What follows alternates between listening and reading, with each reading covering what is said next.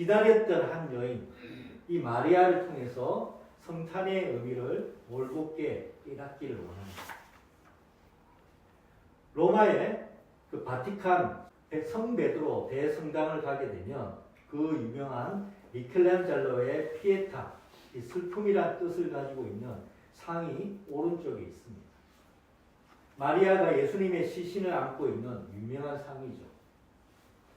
1972년에 한 남성이 망치로 이 피에타상을 훼손한 이후로 방탕 유리에 보호된 그 피에타상은 멀리서만 볼 수가 있습니다. 저도 이 바티칸에 가서 이 피에타상을 보았는데 사람들이 너무 많이 그 주변에 있고 또 멀어서 제대로 감상할 수가 없었습니다.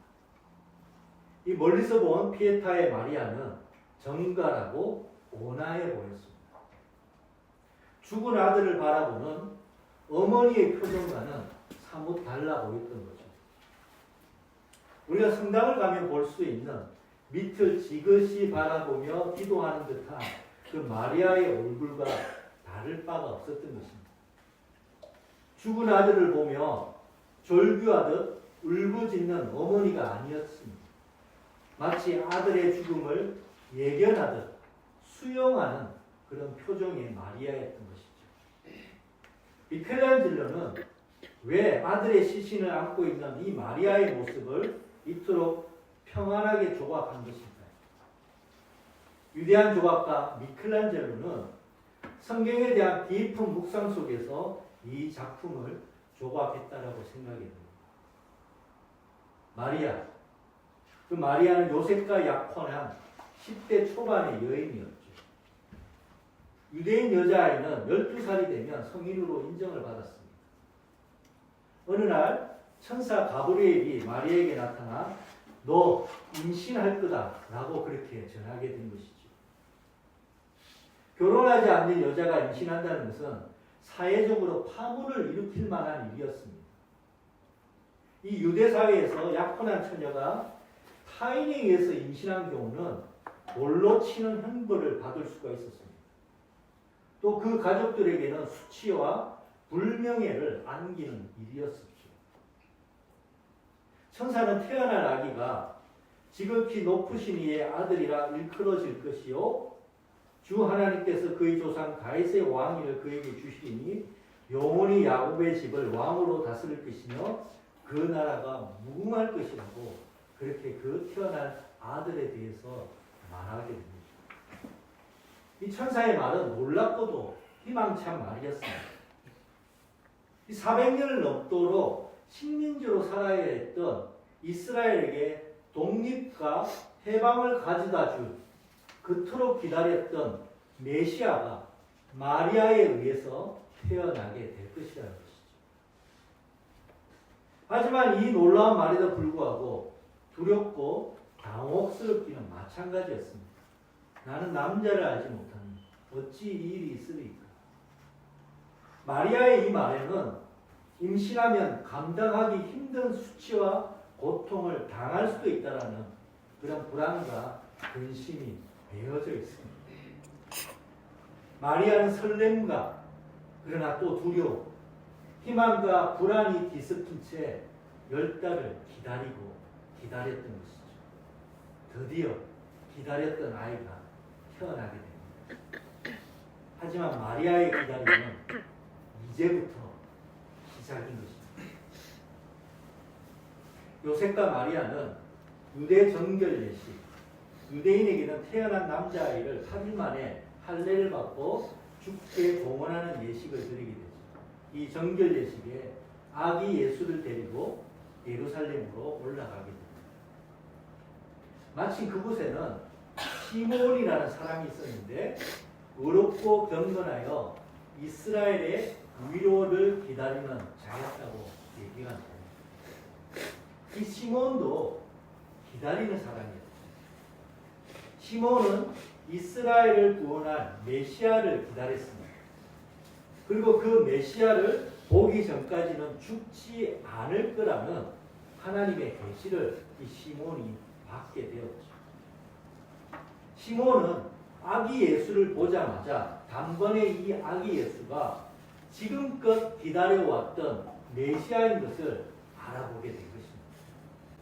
그리고 마리아에게 이같이 말하죠. 보라, 이는 이스라엘 중 많은 사람을 패하거나 흥하게 하며 비방을 받는 표적이 되기 위하여 세움을 받았고 또 칼이 네 마음을 찌르듯 하리니. 언젠가 이 아기 예수가 비방거리가 되며 사람들로부터 반대를 받게 되는 그러한 상황에 처하게 될 것이라는 것입니다.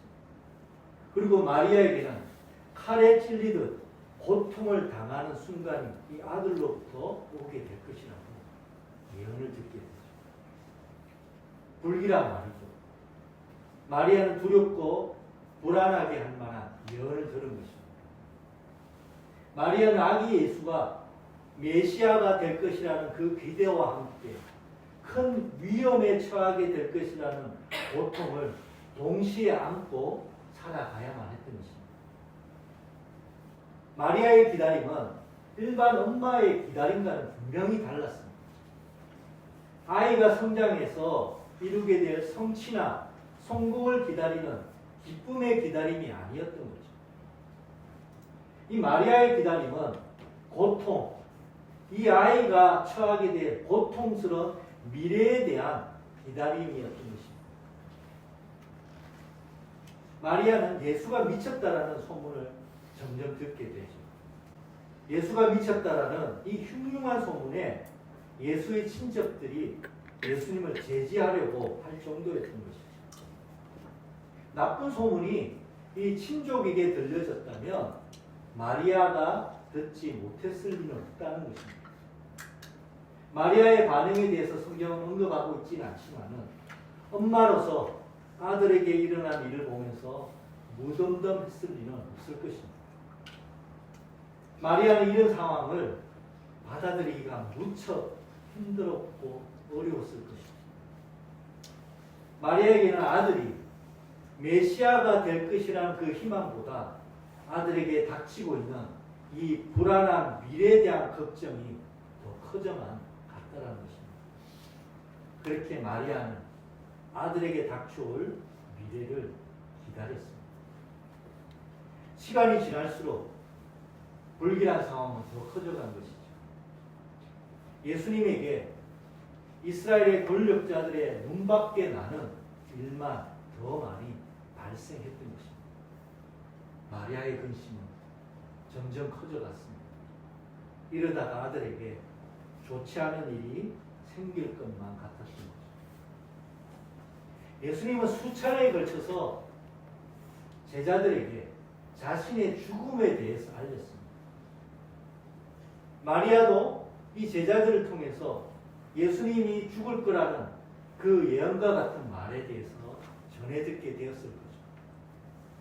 마리아는 그토록 기다렸던 것이 아들의 죽음일지 모른다라는 그 불길한 생각이 스쳐갔습니다. 칼이 네 마음을 찌르듯 하리라는 그 시몬의 말은 아들의 죽음을 의미하는 것이라는 그 직감이 들었던 것이죠. 마리아의 기다림은 아들의 죽음을 기다려야 하는 비통하고 처절한 기다림이었던 것입니다. 때가 이르렀죠. 기다려왔던 때. 하지만 거부하고 부인하고 밀쳐냈던 때가 온 것입니다. 그의 아들이 십자가에 달리게 된 거죠. 성경은 예수의 십자가 곁에는 그 어머니가 섰다라고 그렇게 기록을 합니다. 어머니 마리아는 십자가에 달려 고통받는 아들 곁에 한없이 서 있었습니다. 마리아는 죽어가는 아들과 함께 있었던 거죠. 어머니 마리아는 아들의 고통에 함께 고통받으셨고 아들의 죽음에 함께 죽어가셨던 것이죠. 마리아는 죽어가는 아들 옆에서 수많은 질문이 지난 과거와 함께 스쳐 지나갔습니다. 예수의 잉태를 알렸던 천사의 말은 도대체 뭐란 말입니까? 메시아의 희망이 이런 아들의 고통과 죽음이란 말입니다. 시몬이 보았다라고 그렇게 기뻐했던 메시아가 이같이 십자가에 죽는 아들이란 말입니다. 지금껏 나는 무엇을 기대하고 무엇을 기다려왔던 것인가? 이 비수 같은 질문들이 십자가에 달려 고통받는 그 아들 곁에 마리아를 찔러댔던 것이죠. 그때였습니다. 바로 그때 아들 예수의 힘겹게 내뱉는 미세한 소리가 십자가에 달려 죽어가는 마지막 말로 들리기 들렸던 거죠. 다 이루었다.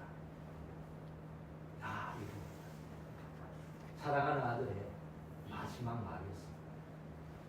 다른 사람은 듣지 못했을지 모르지만은 마리아는 똑똑히 들었습니다. 아니 너무도 크게 들렸던 거죠.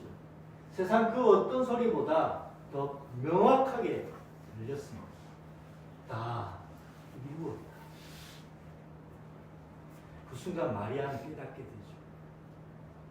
아들 예수는 이렇게 죽기 위해서 왔다라는 것입니다. 자신이 그토록 기다렸던 것은 바로 십자가에 죽는 아들인 것입니다. 아들은 십자가에 죽는 메시아로 온 것입니다. 마리아는 아들의 마지막 말에서 그 아들이 누구인지 무엇을 위해서 이 땅에 온 것인지 그제서야 진정으로 깨닫게 됩니다. 인자가 온 것은 자기 목숨을 많은 사람의 대속물로 주려 함이니라. 이 피아테의 마리아는 아들의 시신을 안고 있었습니다.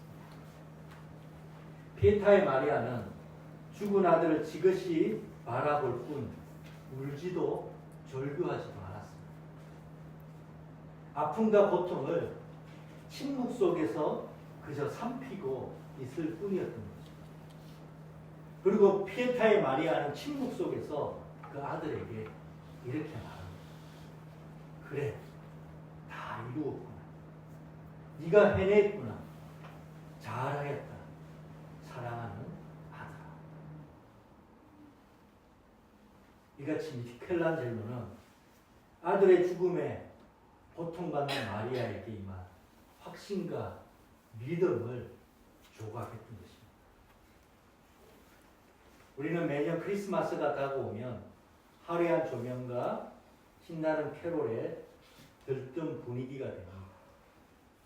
교회마다 장식을 만들고 우리 교회도 이렇게 멋지게 장식을 만들었죠.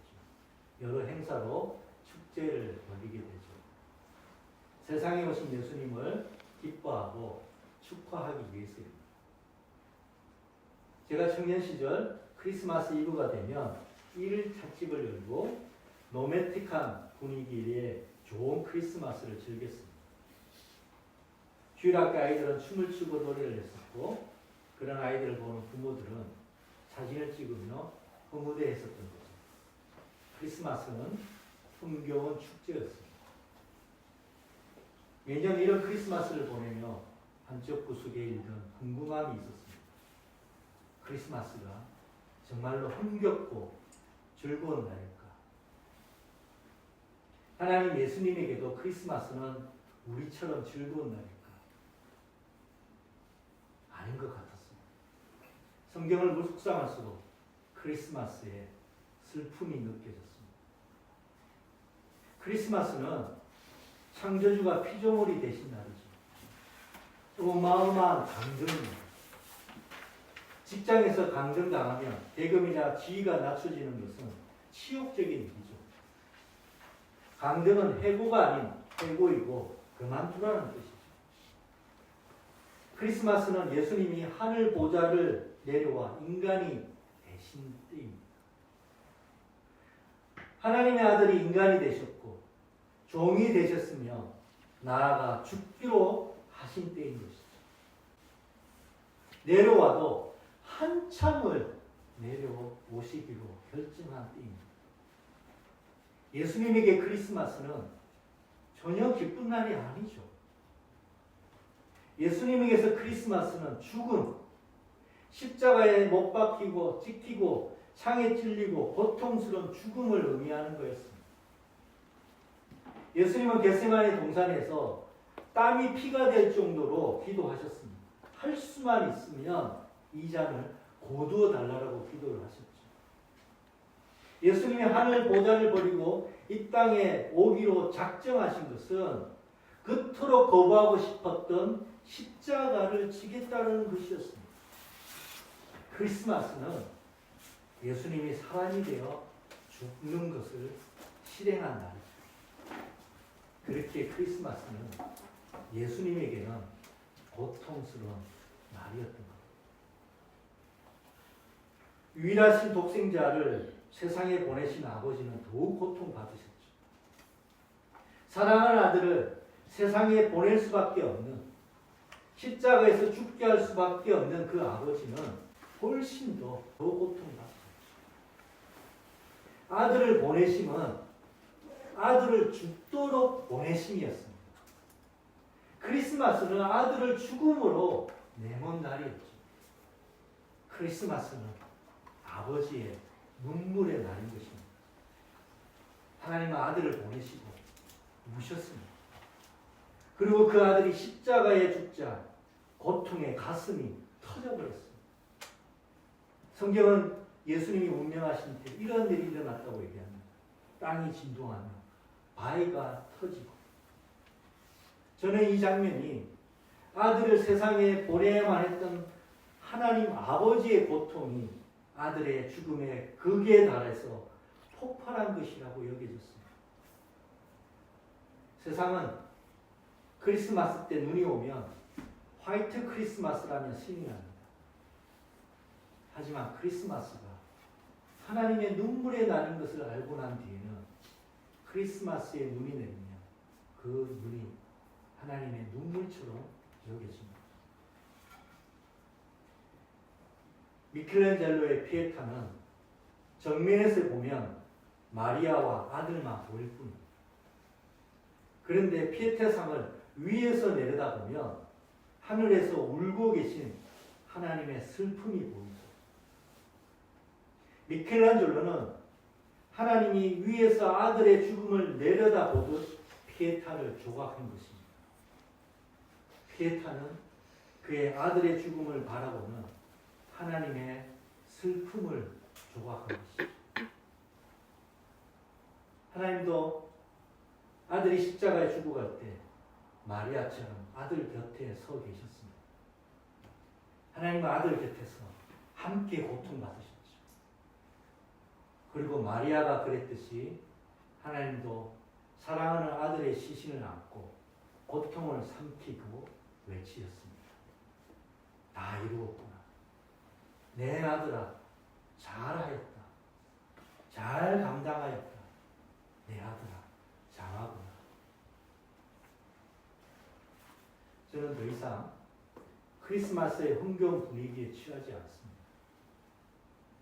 왜 하나님이 그 사랑하는 아들을 세상에 보낼 수밖에 없었는지, 왜 유일하신 아들을 십자가에 죽도록 세상에 보내야만 하셨는지, 왜 예수님은 하늘 보좌를 버리고 세상에 오기로 결정하셨는지, 세상에 오심이 십자가의 죽음인 것을 알면서도 그 일을 왜 하실 수밖에 없었는지, 이것을 묵상할 때 더 이상 크리스마스를 즐거워할 수가 없게 된 것이죠. 하나님의 아들을 세상에 보내고 아들이 하나님의 뜻을 따라 세상에 온 날은 인생이 저지른 죄의 대가를 대신 치루시고 세상의 고통을 대신 받고자 어마어마한 희생을 감내한 날이기 때문입니다. 그렇기에 저의 시선이 달라지기 시작했습니다. 크리스마스는 예수님이 오셔야만 했던 바로 그 세상, 그 땅, 아버지와 아들이 그 크신 희생을 감내하며 오실 수밖에 없었던 그 세상의 죄악과 고통을 보게 한 것이죠. 전쟁으로 인하여 삶의 터전을 잃고 절규하는 사람들을 보게 했습니다. 한쪽의 풍요가, 한쪽의 가난과 굶주림 위에 가능해지는 이 세상의 불균형과 불의를 보게 했습니다. 경쟁 속에서 서로에 대한 불신과 시기에 커져가는 갈등과 분열을 보게 한 것이죠. 돈과 이익을 위해서 사람을 이용하고 사람을 무시하는 이기성과 악행을 보게 했습니다. 인간의 욕망을 위해서 수없이 파괴되는 자연과 사라지는 동식물의 위기를 보게 한 것이죠. 크리스마스는 하나님과 예수님이 오셔야만 했던 이 세상의 죄악과 불의, 아픔과 고통을 보도록 저의 시선을 바꾸었던 것입니다. 저는 더 이상 크리스마스를 즐기지 않습니다. 오히려 크리스마스에 슬퍼합니다. 그리고 크리스마스에 더 간절하게 기도하고 기다립니다. 크리스마스에 더욱 세상의 고통을 직시하고 세상의 아픔과 고통을 끌어안고 간절하게 기다립니다. 세상의 죄악과 불의가 끝나는 날, 고통받는 자에게 위로가 주어지는 날, 진정 땅에 평화가 임하는 날, 그래서 하늘의 영광이 되는 날, 마리아가 고통스러운 기다림 끝에서 보았던 다 이루었다라는 그 예수님의 구원이 온 세상에 가득해지는 그날을 크리스마스에 더 간절하게 기다리게 됩니다. 믿음의 성도 여러분, 크리스마스는 간절히 기다리는 날입니다. 2025년 성탄을 기념하는 이유는 예수님이 다시 오실 그 크리스마스를 기다리기 위해서입니다. 신앙은 기다림이죠. 주님이 다시 오실 날을 기다리는 것입니다. 우리가 지금의 크리스마스는, 우리가 지금 기념하는 크리스마스는 그 다가올 크리스마스를 기다리도록 우리에게 힘을 주는 것입니다. 그리고 우리 인생에서 수없이 기다렸던 그 날들이 예수님이 다시 오실 날을 향한 기다리는 것을 깨닫게 하는 것이죠. 오늘 성탄을 기념하며 예배하러 오신 우리 모두에게 이 귀한 깨달음이 있기를 기도합니다. 그리고 그 기다림 끝에 주어질 주님의 평화가 우리와 세상 가운데 소망으로 가득하게 주님의 이름으로 축원드립니다.